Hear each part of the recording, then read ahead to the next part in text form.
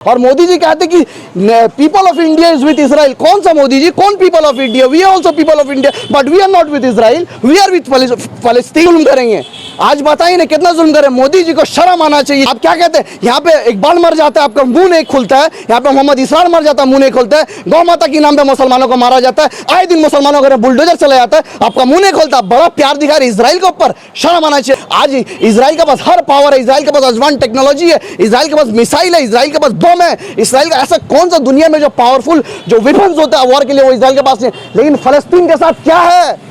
फलस्तीन के साथ हमारे प्यारे नबी हजरत मोहम्मद सल्लल्लाहु अलैहि वसल्लम का दुआएं हैं। मकबूल साहब कैसे देखते हैं जिस तरह से गाजा ने आतंकवादी हमला किया इसराइल पर और इसराइल जवाबी कार्रवाई कर रहा है, तो कैसे देखते हैं पूरे मामले को गाजा और? देखिए, सबसे पहली बात कि जिस नज़रिए से हम देख रहे हैं, मुझे उम्मीद है कि पूरा दुनिया का जो इंसान है और जिसके अंदर इंसानियत बची हुई है, उम्मीद करते वो भी वही नज़रिए से देख रहे हैं जिस नज़रिए से हम देख रहे हैं गाज़ा और इसराइल का जो मामला चल रहा है। अगर देखिए, आप हमसे पूछिएगा कि हम किसको समर्थन करते हैं और हम किसके साइड में खड़े हैं, तो मुझे बोलने में कोई झिझक नहीं है, मुझे बोलने में एक सेकंड नहीं लगता है, कोई चीज़ का झिझक नहीं है कि मैं फ़लस्तीन का साथ हूँ। अब मैं फ़लस्तीन के साथ क्यों हूँ? सबसे पहली बात, जुल्म जिसके साथ होता है आप उसके साथ ही खड़े रहोगे, आप कभी उसके साथ खड़े नहीं रहोगे जो जुल्म कर रहा है। अभी हमारे हिंदुस्तान का गोदी मीडिया आज हर जगह अब ये चर्चाएं देख लीजिए कि यहाँ पे ये दिखा रहा है कि इजराइल के ऊपर हमला किया जा रहा है, हमास ने ये हमला शुरू किया है। तो ये लोग हमेशा दिखा रहे हैं कि ये इजराइल जो है पीड़ित है, हमास ने अटैक किया है।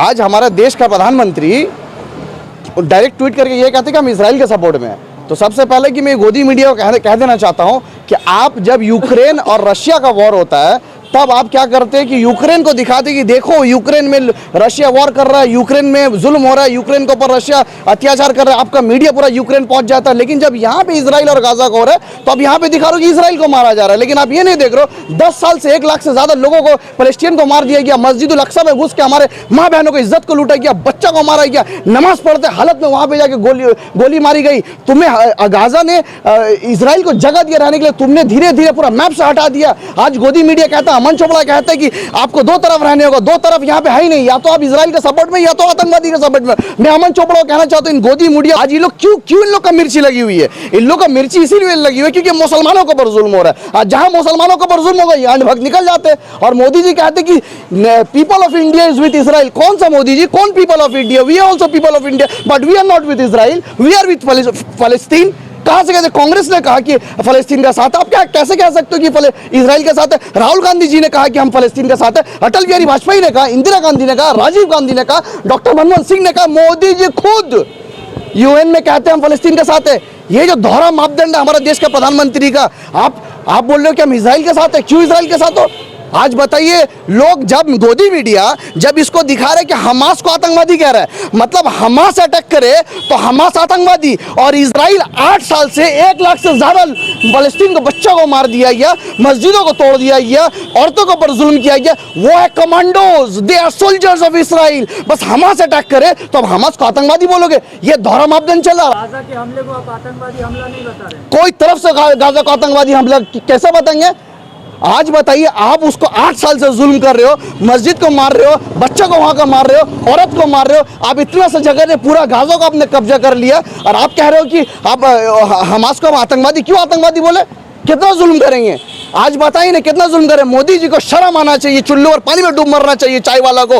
आप क्या कहते हैं, यहाँ पे इकबाल मर जाता है आपका मुंह नहीं खुलता है, यहाँ पे मोहम्मद इसरार मर जाता है मुंह नहीं खुलता है, गौ माता के नाम पे मुसलमानों को मारा जाता है, आए दिन मुसलमानों का बुलडोजर चला जाता है, आपका मुंह नहीं खुलता। बड़ा प्यार दिखा रहे इसराइल के ऊपर, शर्म आना चाहिए मोदी जी आपको। मैं आपको एक बात कहना चाहता हूँ, आज इसराइल को सपोर्ट करने के लिए आज वहाँ पे यूएस सपोर्ट कर रहा है, आज वहाँ पे यूके सपोर्ट कर रहा है, ऐसा बहुत सारे जो यूरोपियन कुछ कंट्रीज है वो लोग इजराइल को सपोर्ट कर रहा है। मैं कहना चाहता हूँ कि आज जो लोग कहते हैं कि हम तो हिंदुस्तान में हैं, हम क्या करें? If anybody watching this video across the globe, I am sending this message to all the Palestinians or anybody who is staying in Palestine. If you need our bloods 40 crore Muslims of India, अगर हमें आज़ादी मिल जाती है और chance दे जाता है, तुम 12 लाख का आबादी हो ना, कहाँ से तुम बम छोड़ोगे, कहाँ से मिसाइल छोड़ोगे? तुम्हारे पास सब कुछ पावर है, तुम तो 12-13 लाख का आबादी हो। जब 40 करोड़ मुसलमान इजराइल में घुसेगा ना, तो भागने का जगह नहीं मिलेगा और मिसाइल छोड़ने के लिए आदमी भी नहीं मिलेगा। क्या चाहते हो आप? क्या समझते हो कि बोल रहे देश का प्रधानमंत्री साथ में? आज इजराइल के पास हर पावर है, इजराइल के पास एडवांस टेक्नोलॉजी है, इजराइल के पास मिसाइल है, इजराइल के पास बम है, इजराइल का ऐसा कौन सा दुनिया में जो पावरफुल जो वेपन्स होता है वॉर के लिए, वो इजराइल के पास नहीं। लेकिन फलस्तीन के साथ क्या है? फलस्तीन के साथ हमारे प्यारे नबी हजरत मोहम्मद सल्लल्लाहु अलैहि वसल्लम का दुआएं हैं। आप जालिम, इतना जालिम हो चुके, आपके अंदर इंसानियत नहीं है। आप गाजा पट्टी में वाटर लाइन काट दिए, ये देखिए अल्लाह का करामत, आपने वाटर लाइन काटा और वहां पे बारिश बरसात हो गई। फलस्तीन का बच्चा लड़का सीधा टान कर AK-47 के सामने खड़ा होता है। ये होता मुसलमान, ये होता ईमान। राज आप हिंदुस्तान में रहकर एक प्रोटेस्ट नहीं होगा, कोई प्रोटेस्ट नहीं कर पाएगा। क्यों नहीं करेगा? क्योंकि यहाँ को परमिशन नहीं मिला। मैं देख रहा हूँ यमन में, ओमान में, even the Jews are protesting against Israel. वो खुद प्रोटेस्ट कर रहे हैं, वो खुद इसराइल के फ्लैग को जला रहे हैं। तो आप ये मत कहिए कि दुनिया उसके साथ है। दुनिया सच के साथ है, इंसान जो है इंसानियत के साथ है। वो कुछ लोग जो है जो हमेशा इस्लाम का जो दुश्मन आज से नहीं है, हमारे प्यारे नबी हजरत मोहम्मद सल्लल्लाहु अलैहि वसल्लम का दौर से इस्लाम का दुश्मन है। ये आज दुश्मनी कोई कर रहा है, अमेरिका यहूदी कर रहा है, ये नहीं है भाई। तो जो मुसलमान का दुश्मन है वो हमेशा दुश्मनी करेंगे। अरे भाई ये हिंदुस्तान है, 2023 का हिंदुस्तान है, जहाँ पे लोकतंत्र का मंदिर में एक चुना हुआ सांसद को गाली दी जा रहा है, उसके बाद उसको राजस्थान का प्रभारी बना दिया इलेक्शन में। क्या बात कर, अब देश से क्या उम्मीद करते हैं? ये प्रधानमंत्री जी देश के गद्दारों को, गोली मारो सालों को बोलने वालों को मंत्री बना देते हैं। प्रधानमंत्री खुद बोलते हैं कि कपड़ों से पहचाना जा सकता है। गृह मंत्री जिसका जिम्मेदारी है हिंदुस्तान का कानून व्यवस्था को हाथ में रखने का, वो खुद कहता है कि इलेक्शन, दिल्ली के इलेक्शन में कि इतना ज्यादा जोर से मारो कि करंट शाहीन बाग में लगे। ये लोग हमारा देश चला रहे, तो क्या उम्मीद करते हैं आप क्या उम्मीद करते हैं कि ये लोग फलस्तीन का सपोर्ट करेंगे? कभी फलस्तीन का सपोर्ट नहीं करेंगे। लेकिन हम मुसलमान, 40 करोड़ मुसलमान हिंदुस्तान में, हम सब फलस्तीन का साथ है। और पूरा दुनिया जितना पावरफुल कंट्री है, और मैं सबको कह रहा हूँ, जो लाखों, मेरे पास वीडियो आपको दिखा सकता हूँ, करोड़ों में लोग सड़क में